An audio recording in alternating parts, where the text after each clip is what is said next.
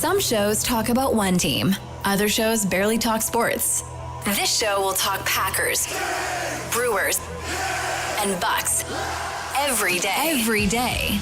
It's Wisconsin Sports Daily with Steve Sparky Fifer. Served up by Wendy's on 1250 AM and 105.7 FM The Fan. Download the Wendy's app today.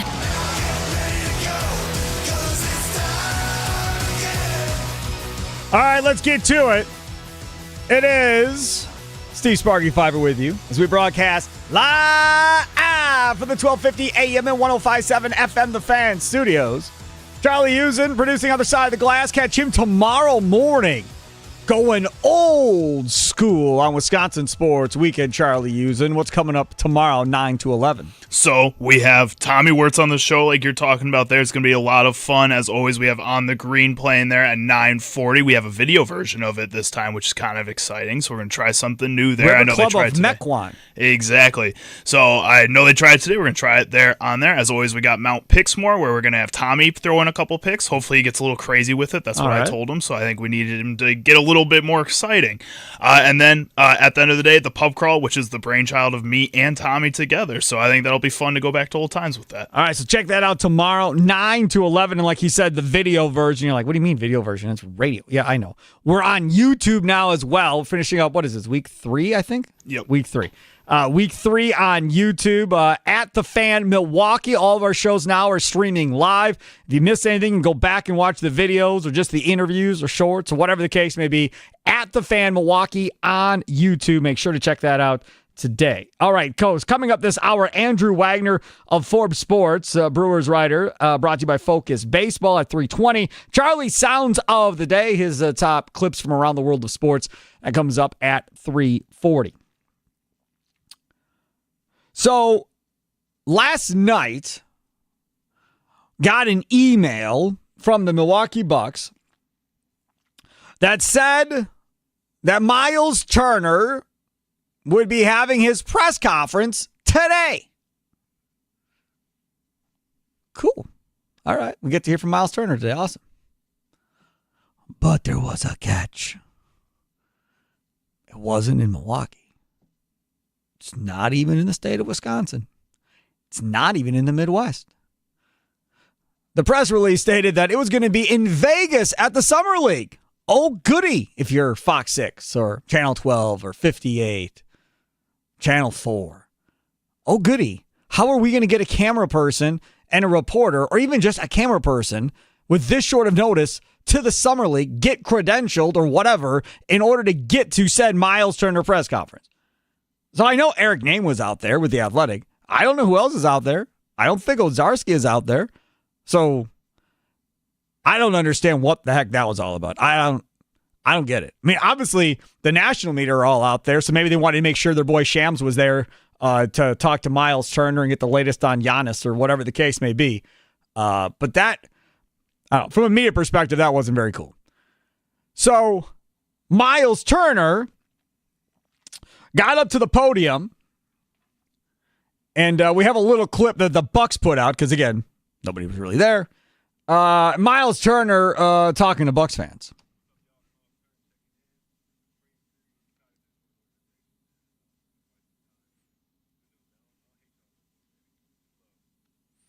He doesn't hate us all, baby. It's love, says Miles Turner. Here's the question. How easy is it for you, as a fan, as a human being, to forgive and forget what happened with a player that you rooted against when all of a sudden he's now on your favorite team? How easy is it for you to do that? So, Badger fans having Grayson Allen coming to the damn Milwaukee Bucks and being a member of the Milwaukee Bucks. Cub fans getting the Brewers manager,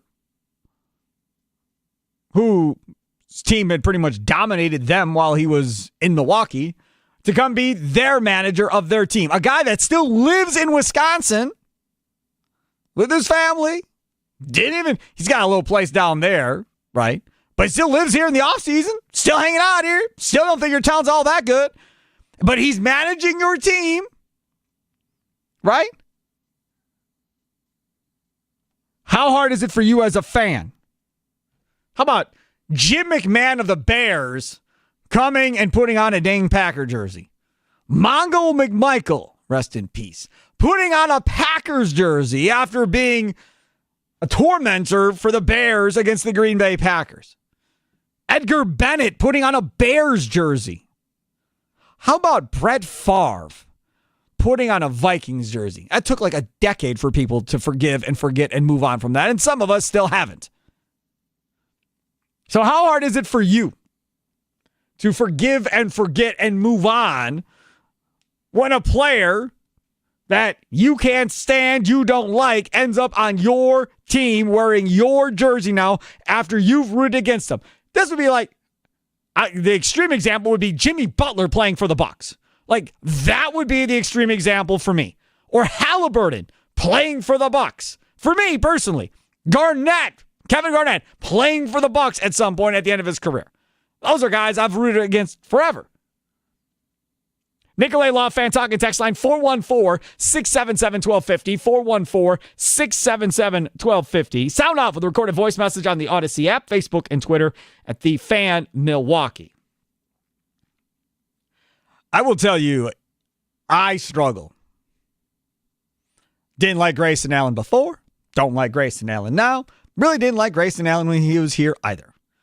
It's really hard for me to get fully, huggy and lovey-dovey because he's wearing my uniform. I hear guys say that all the time. If they're wearing the Brewers uniform, I'm in. I don't care about what happened before. If they're wearing a Bucks uniform, I root for the jersey, not for the dude. So whatever, I can forgive and forget, what that play was like before. I'm not that way, man. I'm just telling you, I'm not that way. As I've stated before, I hold grudges. I do. It's hard for me to move on. I don't forgive and forget. That is a huge, huge flaw that I have. And I know it's a flaw, and I know I should be better. And I should be able to move on and forgive people. But I just, for whatever the reason. And it doesn't just have to be sports. It can be friends, family, whatever. Just hard for me to move on, man. From a fan standpoint, I'm not going to sit here and boo, right? Grayson Allen when he makes a three because I hate Grayson Allen. Like, no, right? I'm going to clap because he made a three-pointer for my Bucks team. But I tell you one thing, not buying a Grayson Allen jersey, that's not happening. And if Halliburton was here, not buying a Halliburton Bucks jersey, Jimmy Butler Bucks jersey, not buying one of them either, right? Not happening. But to hear a guy say, I don't hate you anymore, kind of put a smile on my face. Because that means it's a real rivalry.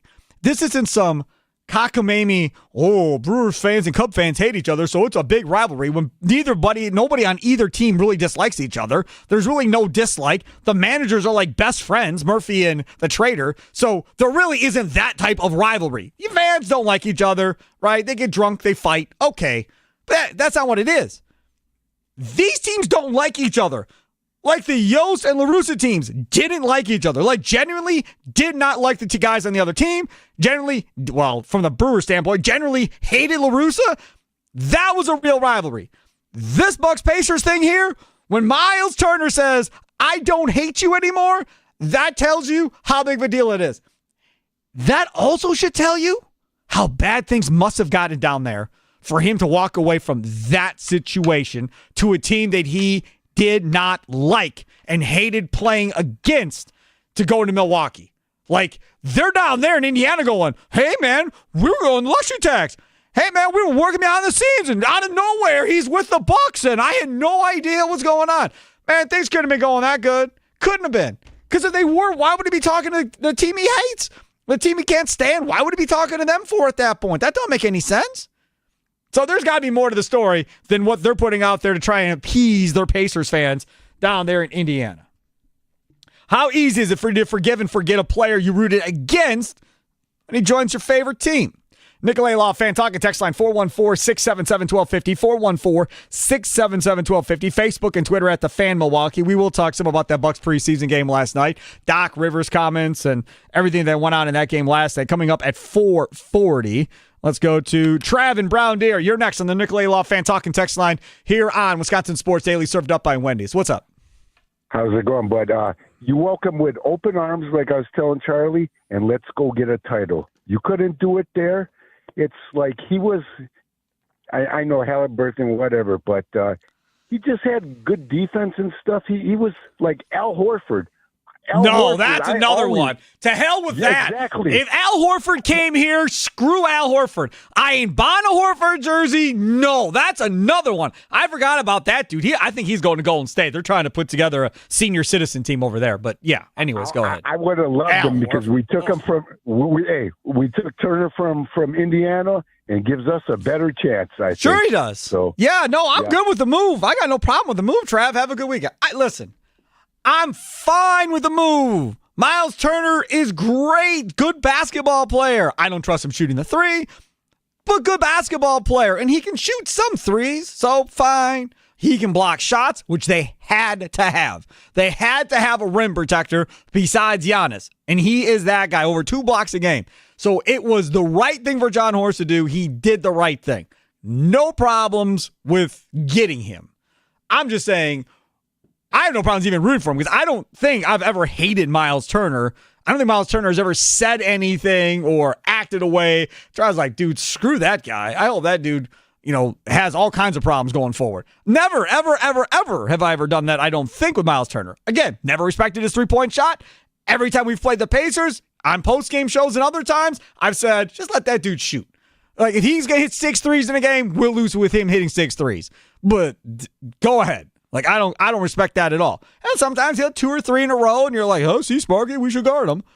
But for the most part, I just never ever respected it. Now I'll get to see him play every night, so we'll see what this looks like every night.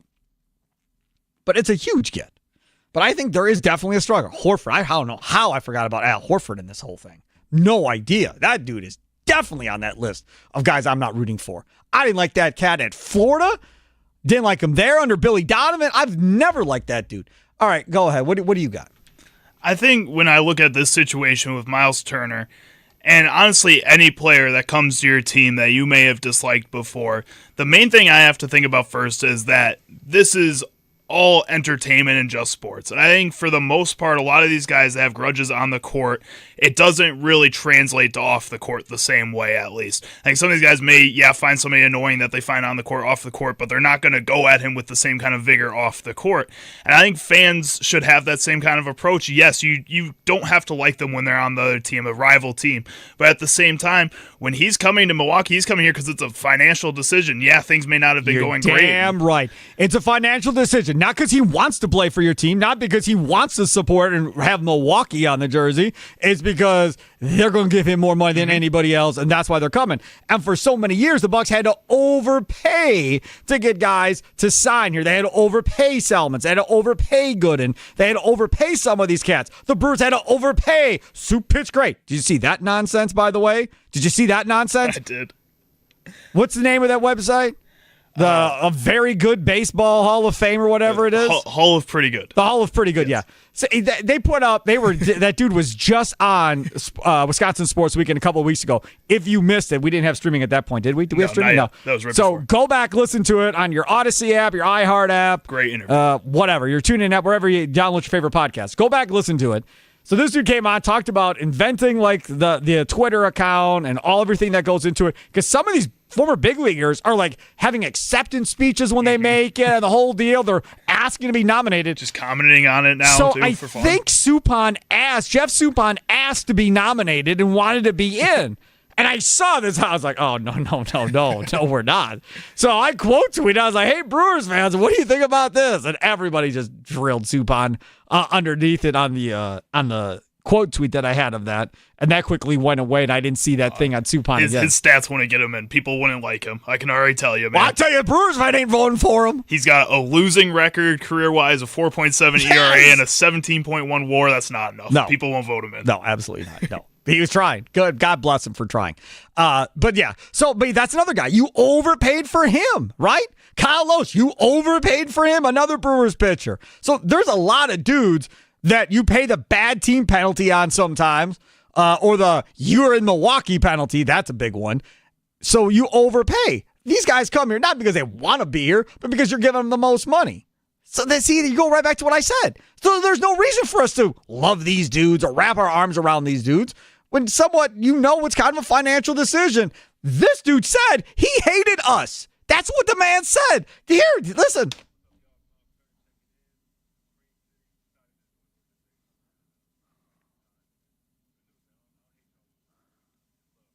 First of all, who knew he hated us? Second of all, even if you did know he hated us as a Pacer, I still would have slept fine tonight. Wouldn't have bothered me at all. But that tells you that rivalry is real. To me, that makes me feel good. All right, Andrew Wagner, Forbes Sports Brewers writer, presented to you by Focus Baseball, comes up next. We have some transactions that are going on with the Milwaukee Brewers. 3 to be specific, 2 of which involve pitchers. Yes. Pitchers. Which pitchers? We'll find out next. It's Wisconsin Sports Daily, served up by Wendy's, live from 1250 AM, 105.7 FM, the Fan Studios, powered by the Potawatomi Sportsbook, where 6,500 square feet, 2,000 square foot center screen, 2 levels. You can rent out that upper level for parties, business events, the whole deal. Potawatomi Sportsbook kitchen, delicious food, homemade desserts and pastries, 48 beers on tap, a dozen different specialty cocktails. Reserve your seat ahead of time. Otherwise, if it's filled, you're going to stand. If you're cool standing and you're in great shape, because I'm not, if you're fine standing for 2, 3, 4 hours, by all means. I like to make sure I'm going to get a chair to sit down in to watch my favorite team play on all these TVs. They can show 30 different sporting events at one time. So literally, you can have a parlay, watch all of your games playing out in front of you as you're doing this. By the way, a parlay is 2 or more teams, win, loss, whatever you want to do, all on one ticket together. That's what a parlay is, in case you don't know what a parlay is. So that is the way to do it. You go to Potawatomi.com/sportsbook. Potawatomi.com/sportsbook. Nominal fee. It's going to go towards your food and beverage that night. Anyhow, you're going to spend that money, I promise you, because the food's amazing, as are the desserts. The drinks are great. So you're going to spend anyhow. Use that money to reserve yourself a seat. Do it today. Potawatomi.com/sportsbook.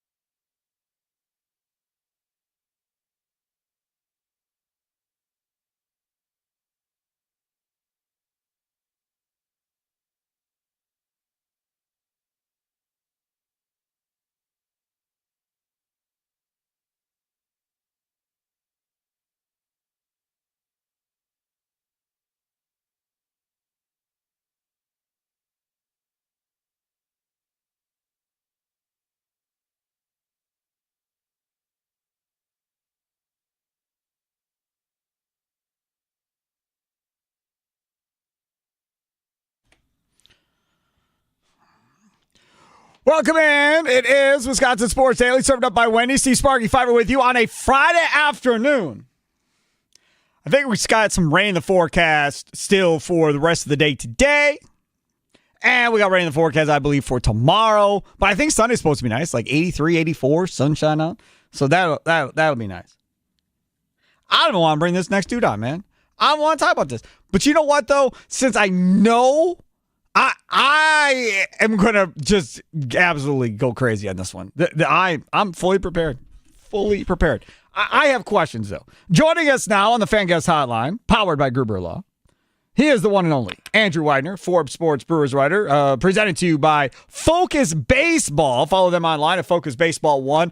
Go for all their July tryout dates and times right now at focusbaseball.com. Starting at age 6 and up through high school, focusbaseball.com. Check out the July tryout dates today. Follow Mr. Wagner on Twitter at @ByAndrewWagner. So you were listening. Appreciate you. And we were talking about Jeff Suppan trying to be in the Hall of Very Good. And you texted me and said, no Suppan slander. By all means, take the floor. So here's the thing. Number one, the Hall of Very Good thing. If you take away, like, his Brewers years, and, like, I think he pitched one more season after that, he was a very good pitcher. Yeah, take out half of his career. He was pretty good. What do you mean? Anyway, he was, and I've talked to Mark Attanasio about this. I've talked to players from that era about this. I've talked to a lot of people. It was probably the most significant signing for Mark Attanasio early on, and maybe overall, because it was a huge PR move more than it was anything. And I'm not big on making free agent signings for PR purposes. You know, we well established this. But go back to where the Brewers were in 2005 when they signed Jeff Suppan. Or was it Christmas 2005 or 2006? I can't remember. No help there. Okay. Anyway. Go ahead. I'm just waiting for you to get done. It doesn't matter what year it is. It doesn't matter. Go ahead. I'm just trying to get my nature. So Mark Attanasio, new owner, takes over, promises things are going to be different from the Sea-League years, all this stuff. I'm going to build a winner, young prospects coming up, all this stuff. And the first question he was asked in his introductory press conference was, are you going to raise the payroll? Are you going to sign free agents? Yes, yes, yes. It's one thing to say it, as the Pittsburgh Pirates have proven. It's another thing to actually go out and do it. And through no fault of his own, Suppan was the most attractive, most whatever free agent pitcher on the free agent market that winter. Because he had a good postseason. Yes. Because he had a good postseason. Yes. The Brewers desperately needed a veteran pitcher to anchor their rotation. They desperately needed a veteran guy that had, championship playoff pedigree to come into a locker room full of young dudes. The Brewers, Mark Attanasio, needed to show the fans that he was going to sign people, like spend money, which is unheard of after the Sea-League years. But even beyond that, he also had to show agents and other players that Milwaukee wasn't a toilet and a wasteland. He had to show agents and players, not only are we going to pay you, or are we going to sign these along, we're going to treat you world class. Come see how we're doing it here. And then Suppan, they got a guy who was highly regarded all across baseball in every clubhouse. Like, say what you want about the guy on the field. He was highly regarded as a person and a player, as a mentor, and all that stuff. So Suppan checked a couple of boxes and basically told the fans, told agents and players that the Brewers are serious. We're going to spend money. We're going to do it right. Now, you knew, and you touched on this. You touched on this, and this is what brought it up. You knew at the time, because of who the Brewers were, you were always going to have to give the extra year, and you were always going to have to overpay. Exactly. That was just the price of doing business. Correct. And Mark was willing to do that. You knew the last 2 years of that deal were going to be horrible. Like, you knew going in. You knew that you were going to get 1, maybe 2 good years out of them, and the rest were going to be bad. But you needed the goodwill. You needed the PR. And if you still want to gripe about how bad he was, just remember this. No matter how good CC Sabathia was in 2008, the Brewers don't get in the postseason without Jeff Suppan going like 5-0 in August. We're going to put up a poll question. Charlie, we're going to put up a poll question. When we say Jeff Suppan, do you think of more good memories or bad memories? Well, of course, everyone's going to think the Soup pitched great, and they're going to think of the end of it. Wait. They're going to think of. They're going to think of. That's what they're going to think of. Yeah, that's what they're. Don't worry, I've got like 10 versions of this Soup pitch great. We're going to do after you're done. I don't want to waste all of our time, you and me, talking about this. But yes, that is the one thing that everybody is going to remember is that Soup pitch great. Don't do that poll question, Charlie. I was just giving Wagner a hard time. Which I think is ridiculous, and that's the only thing they think about him. Because, listen, the guy did a lot of good for the franchise. Yep, it turned out to be a horrible deal. But sometimes if you look back at the big picture and see everything that was going on, it makes sense. He is Andrew Wagner, Forbes Sports Brewers writer, brought to you by Focus Baseball. Follow him on Twitter at @ByAndrewWagner. Brewers making some moves earlier today. Aaron Ashby placed on the paternity list. Congratulations to him. Hope it all goes well. Tobias Myers, recalled from AAA Nashville, Mr. Wagner. So they're going to try and pitch this cat out of the pen? Is that what they're going to do? Your guess is as good as mine. Haven't heard from Murphy yet today, but that was kind of a head scratcher. They're I hate to say this, they're pretty good in the starting pitching department. Yep. So I guess they're going to try and use them in the quote-unquote leverage long relief that Ashby was supposed to be used in, was only used in one time. Because God knows what kind of decisions are being made there. But yeah, I guess that's how it's going to play out. We'll find out in about a half hour or so. So that happened. Then Blake Perkins sent to AAA Nashville on a rehab assignment. He just talked the other day. We had that on the leadoff show powered by the Potawatomi Sportsbook. Any idea how long they think he's going to be down there before he's ready? I mean, I would assume it'll be down there for a couple of weeks. I don't think it's going to be too long because, he does have to replicate and basically ramp up because he didn't have a spring training. But he was taking fairly regular at-bats while rehabbing in Arizona. Like, getting at-bats wasn't the issue. Running and playing the field was the issue. So I don't think they're going to need that long. I don't think they're going to need him down there that long. Definitely not the full 30 days. All right, let's talk about this Brewers and National Series coming up. I heard Mitch Nellis earlier today, Thunder, talking with Tommy Wirtz on the Mason Crosby Show, brought to you by Verizon, the number one market in Milwaukee. And he was saying, the Nationals, should be a sweep going into this weekend. I've learned my lesson over the course of time to never assume anybody is going to be swept by anybody because there's just too much stuff going on in the game of baseball to assume a sweep at this point. But the Brewers are at a high water mark of 13 games over 500. A sweep would put them at 16. As of today, right now, they are on pace for 92 wins as we sit here currently. Do you think they win more or less than that before the season is over? Well, we talked about this on the leadoff show before the season.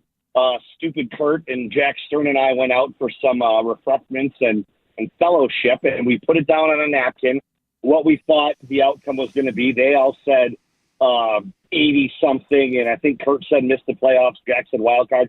I said 90-plus and the division. So you're feeling good. With that. Well, I am.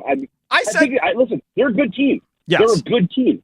But going back to how you set this up, in Mitch talking sweep, like this has all the makings of a trap series. Yes. It's your last series before the break. You're riding high after sweeping the Dodgers. You're feeling like you're king of the hill.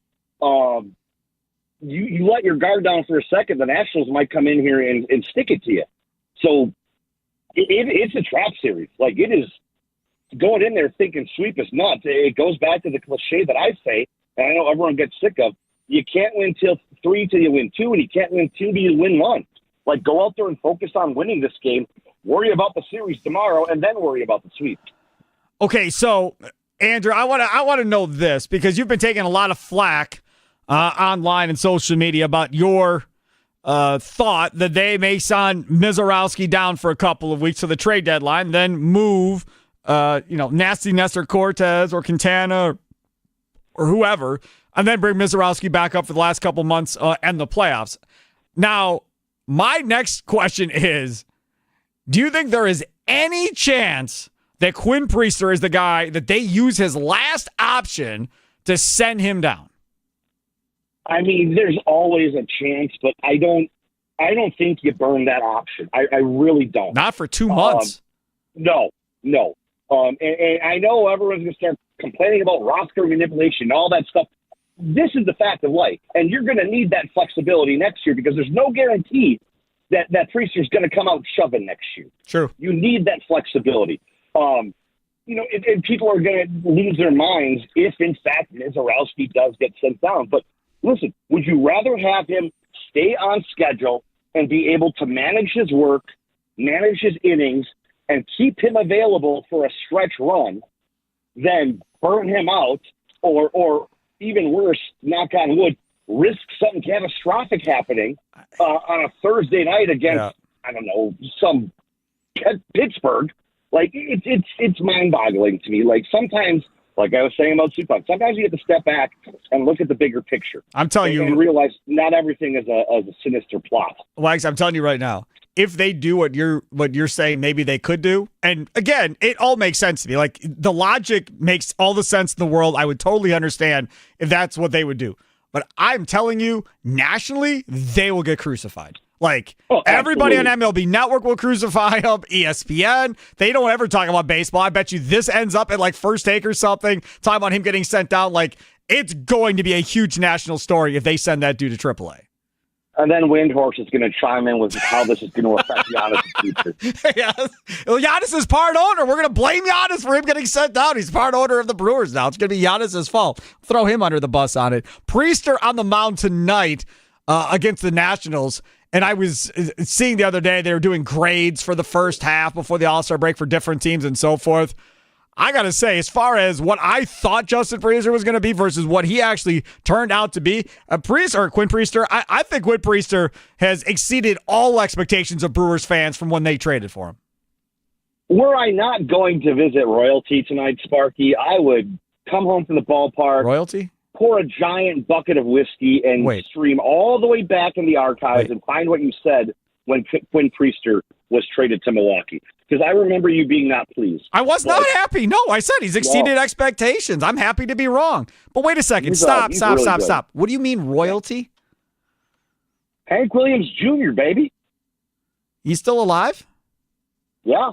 Oh. He's headlining Harley Fest tonight. Knock on wood, weather permitting. Makes sense. That totally makes sense. Who else is at Harley Fest? I'm glad you asked, Sparky. I'll be going to see Old 60, Treaty Oak Revival, Charles Wesley Godwin, then Hank. Tomorrow, my all-time favorite band, Turnpike Troubadours, is one of the headliners. Stapleton's the big name at night. Chris Stapleton. Sierra Farrell, yeah.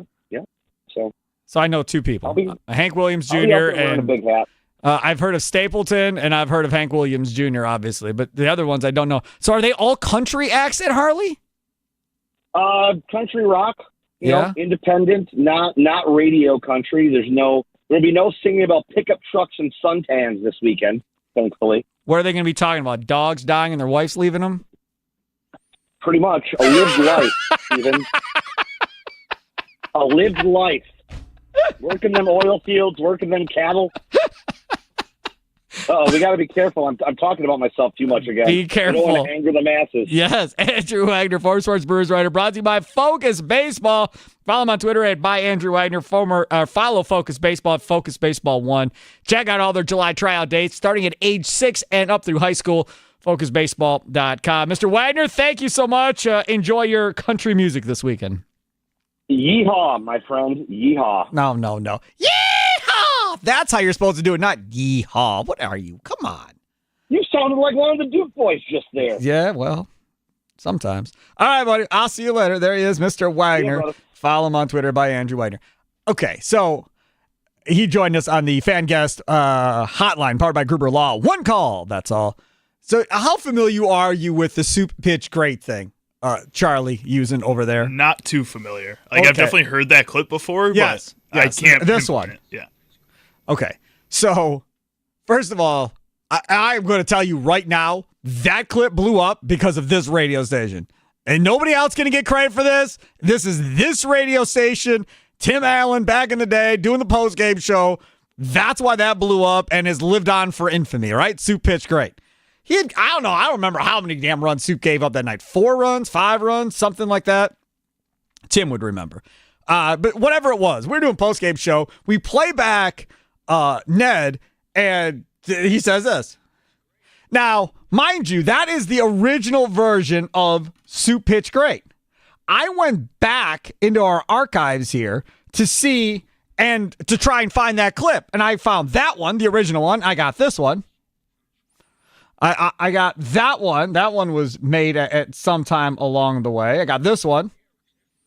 That's Soup Pitch Great in reverse. That was Soup Pitch Great in reverse. So that one was played on the station at some point. I got this one.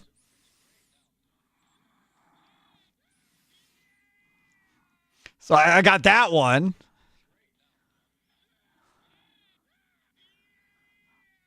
Yeah, so there's that version that we played on the air at some point. I got this one.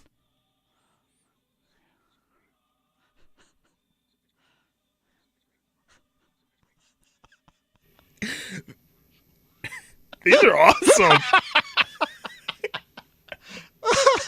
I really like this one.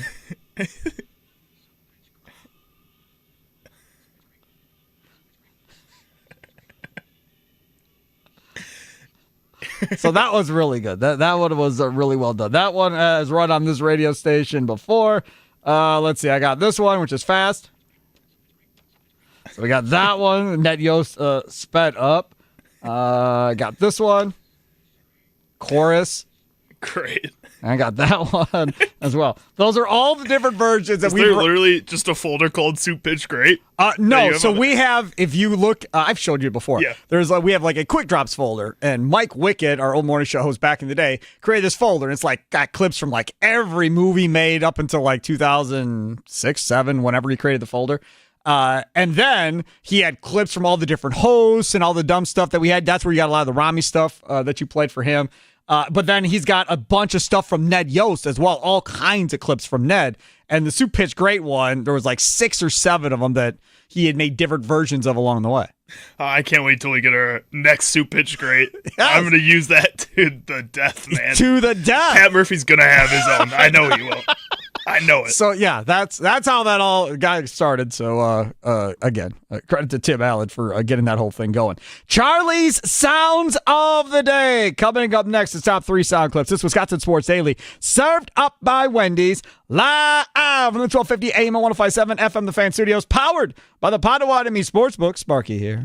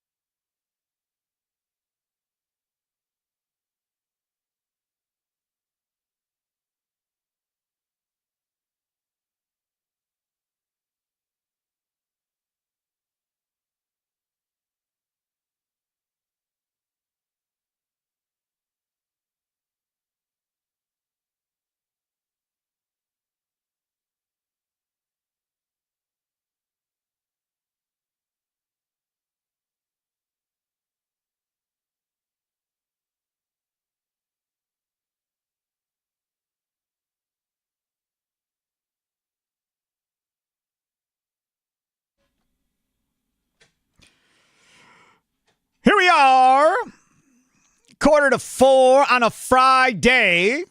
Some of you, I'm sure, have already stopped working for a Friday and are getting ready to do your weekend, and that's cool. Congratulations. Glad you have half a day or whatever the case may be if you're not working this afternoon. Charlie and I here to keep you company. We're here till 5 o'clock, 6 o'clock, leadoff show, powered by the Potawatomi Sportsbook. Our guy, Tommy Wirtz, gets you ready for Brewers baseball from 6 until 7. If you just missed that last interview with Drew Wagner of Forbes Sports, Tobias Myers recalled from AAA. Aaron Ashby sent to the paternity list. Blake Perkins, the outfielder, sent to AAA Nashville to continue his rehab as he gets closer to getting back on the big league club. Coming up now is everybody's favorite segment.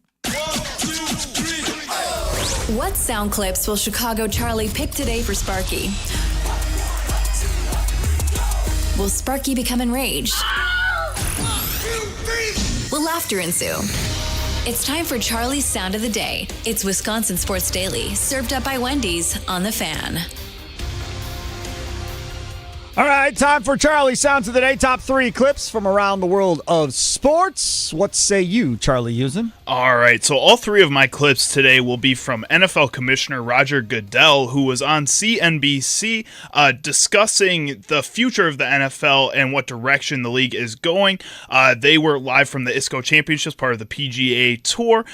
So this first clip is going to be Goodell discussing just the NFL media rights deal as it stands right now. The reality is we really went a long ways to put that into our contracts in the last agreement, and I think having the ability to do that, having the option to do that, I think will be valuable for us. But we haven't made any decision on that. We have great partners. We have some change in some of our partners, including with CBS. And I think, we are very proud of our partnerships.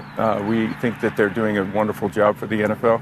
We'll look and we'll have that ability to see how the media landscape changes. I know Jim Cramer has a question, but just a quick follow-up, because you mentioned the change in the relationship with CBS. With the change in ownership and the sale of Paramount to Skydance, that gives you the option to renegotiate. How are you going to handle that with CBS? I think we'll wait and we'll see, when the transaction's done, and we'll get together with them and we'll see how they're approaching the NFL and what how they're approaching their business. But it's something that will be incredibly valuable to us to make the right decision. So that option he was talking about earlier in the clip was that media fragmentation that they've been doing, so giving some games to YouTube and all this, being able Amazon, to spread out the league. All that, right. So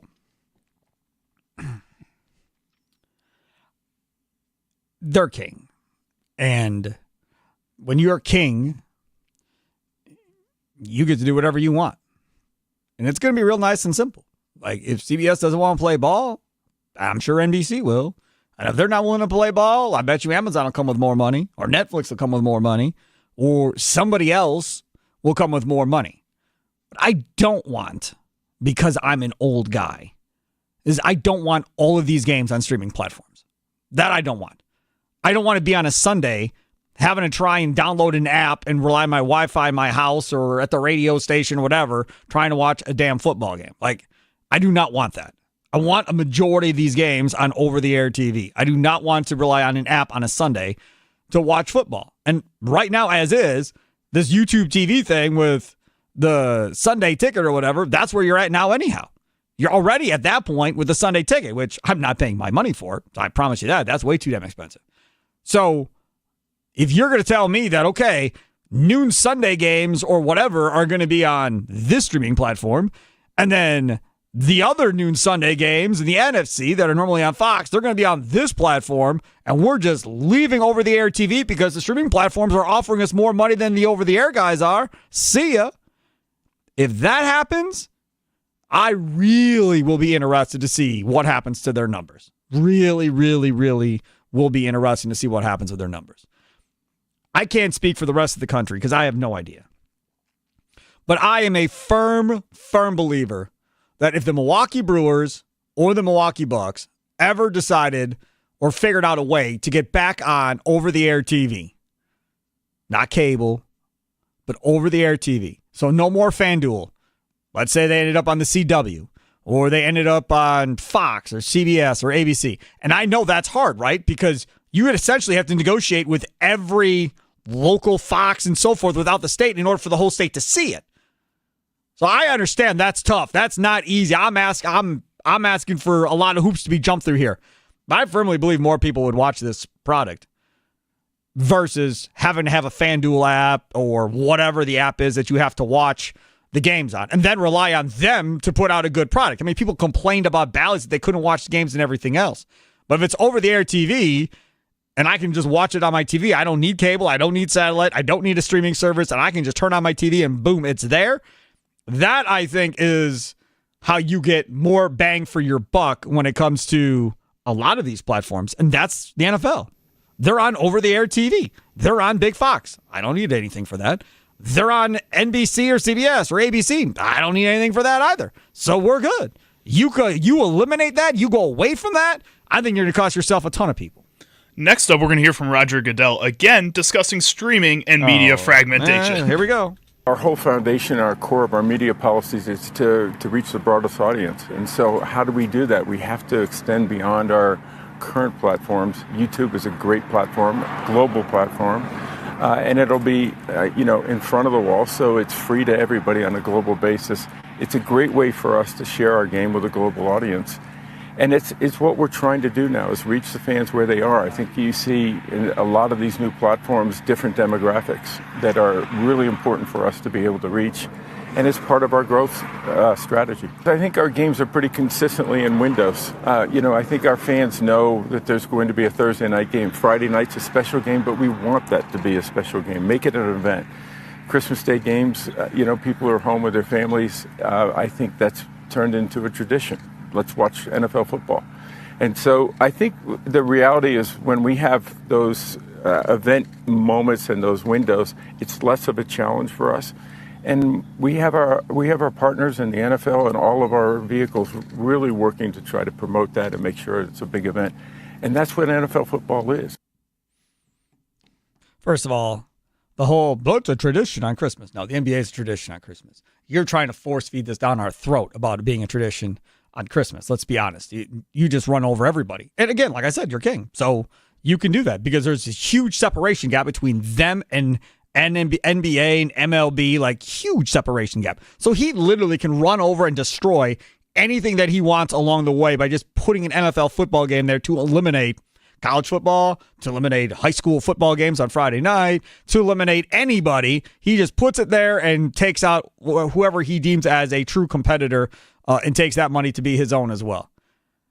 I understand why you're streaming. I'd like to know these new age and demographics that you're getting there than you're not getting on TV. My guess is it's just the younger demo. I'm assuming the older demo numbers probably aren't there nearly as much as the younger demo numbers. I would assume that, when you do sports talk radio or TV, sports talk TV or whatever the case may be, or even news talk radio, same thing, you're looking at the 25 to 54 demo.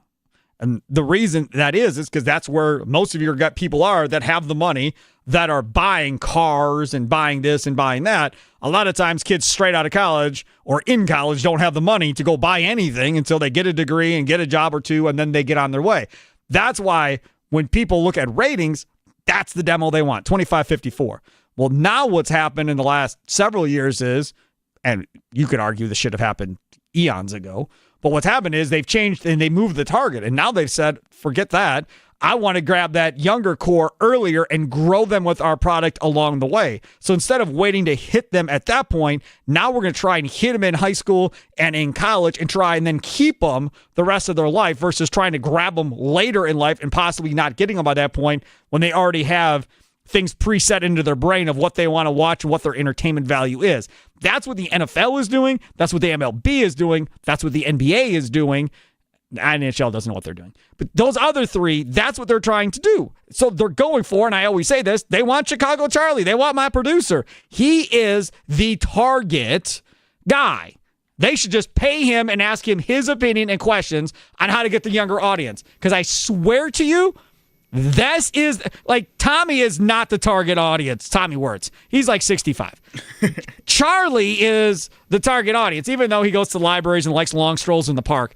Besides all that, he's the target audience when it comes to the TikTok and short attention span and everything else going on, not having cable or satellite and all that. He is that guy. And that's the guy that they're trying to get. He's a year, 2 years out of college. That's who they want right now. The problem is that even for me, I still use as many streaming services that my parents are paying for as I possibly can. If I don't who's have paying for? That my parents are paying for. That's nice of them. Well, that's you know, it's the nice thing for parents to do. Use them all you can. But I had to start paying for my own Netflix because they took away the house sharing and all of that and stuff. So I'll pay for the stuff that I need to, that like I want to have that I can't have because of them. But if I don't have to spend that money, I'm not going to spend that money. What if they said we're done paying for apps? Then I wouldn't have those apps, or I'd have a very select few apps that I use. Because you wouldn't be able to afford to have all the apps. Exactly. So Correct. When it comes to the way that the NFL and some of these other leagues are approaching this, is yes, you want to attack my demographic, but you can't attack it through me. You have to attack it through the people around us. You have to get our parents to buy into it first, the people that we are looking up to buy into it first, and then we'll buy into it more likely. Yeah. You need them to buy into to pay for it. Basically, that's what it comes down to. And we'll watch it. You just need them to pay for it and be approved of it. So what is the point of, I guess, promoting to those as quickly as they are when they know that the older generations aren't fully bought into it yet? When they know that the younger generations, yes, you want to get in and keep them there, but like I've already been bought into the NFL. I've already been bought into the MLB and the NBA. You didn't need to do this to buy me in. What you need to do is find a way to keep me. And as I get older and as things become more and more out of reach, it's hard to do. So you have to get the parents to buy in first. No, I totally agree with you on that. All right, what's up? Last up here, we're going to hear Roger Goodell discuss international expansion. We hope to get to 16 regular season games. We think that that's the ideal number for us, so every team is playing an international game. We think that's the right number for us. What did he just say? Play that again. We hope to get to 16 regular season games. Oh, hell no. 16 regular season games? Internationally? I think just in general. We're at 17 regular season games. Probably. He means internationally. Yep. Okay, go ahead. We think that's the right number for us, and it'll give us a chance to reach the key markets around the globe that we really want to be in. But that's just one part of the strategy. As we move to these new cities, it's really about how do we use the media to take that event and make it an all-year-round event and engage our fans on a regular basis. So it's playing football. It's working with our partners in sponsorship and licensing. It's working to make sure that our clubs are able to market in each of those markets through our Global Markets program. So it's activating everything like we do here, creating a full year calendar of events that we can engage our fans. We think that could happen now. We could take our 7 games and put those games into a package. The 9:30 window on the East Coast has become very popular with fans. As we play more and more games in Europe, that's the right time zone for us. And that's something that we absolutely will do in some form, whether it's 16 games or whether it's 7, 8, 9, or 10. Gotta love it. Everything's based off that East Coast time zone, isn't it? 9:30. That's where the money comes from. I mean, that's sweet. West Coast, 6:30? Whatever the case may be. Hawaii, it's like 2:30 in the morning, whatever the hell it is. Wonderful. I'm not going to tell you I know this for sure, because I don't obviously know. But I'm telling you, there has got to be some type of file or something somewhere that's like Project 2035, International Division, whatever. This is where we're headed. If y'all don't believe me, that's fine. They're going to have an international division of like 4 teams. They're going to have a home base in 4 different cities in the U.S. They'll come over here, play 3 or 4 games. Then they'll go back over there and be home for a month and play 3 or 4 games. And teams that travel over there will play at least 2 games before they travel back against multiple teams or whatever. This is where this is going. Just be ready. You're going to have an international division in the NFL. And once that happens, the NBA will follow, the NHL will follow, and all of these big 3 will have international divisions. Major League Baseball, I don't think that's happening. But the other 3, I think you can definitely see that happen because there's so much international interest already in that. I mean, I think I could see it in baseball. There's plenty of international interest there. I think you're going to Japan. You could put a couple in Japan. You could put a couple in Mexico. Yes, but they're not close See, in football, you're going to have these cities relatively close as far as getting around. Mexico to Japan, back to Mexico, like that's not close. You have to have 4 cities, whoever they're going to be, relatively close to each other to hop around to play these games and stay at and then come back. You don't want to be flying 12 hours to a game and then getting on a plane and flying 12 hours to another country to play another game in 12 hours. Like, no. Unless you change the way the schedule would be set up there, so where you're sending maybe one division to Japan at a time and they play kind of a round robin type of tournament. Yes, if they're all in Japan, yes, then fine. I agree with you on that. So you just have to change the schedule a little bit if you were to do that. Right, exactly. That would have to all be a part of it. The NA, but, well, yeah, I guess. We'll see. We'll see how this all plays out. Thank you very much. There's our guy Charlie's Sounds of the Day. And don't forget, U.S. Cellular Us Days is going on right now. UsCellularParty.com. Us Days is an exclusive event to celebrate loyal customers. Unique offers. This includes big discounts on new phones and tablets, plus other giveaways and events like parking lot parties, baby. We're talking food trucks at some DJs, bash parties, everything. Find out which one is closest to you. They go to July 16th, UsCellularParty.com. Again, you have to be a U.S. Cellular customer to kind of be involved and have fun at these Us Day events going on. The thing is it's a no-brainer. I've been with these guys for over a decade. I would never, ever change. There's no reason for me to change. I got all my family on these phone lines as well. It's the way to go. Customers who visit a U.S. Cellular store or website can check out the best upgrade offers of the season for themselves. Again, Us Day is going on to July 16th. Up next, our Green and Gold update still ahead. Toby Altizer from 106.7 The Fan in D.C. We'll look ahead to the Brewers and National Series coming up tonight. 3-game set starting at American Family Field. It's Wisconsin Sports Daily, served up by Wendy's, live from the 1250 AM 105.7 FM The Fan Studios, powered by the Potawatomi Sportsbook, streaming live on YouTube at The Fan Milwaukee. Use that @ symbol at The Fan Milwaukee. Like and subscribe, please.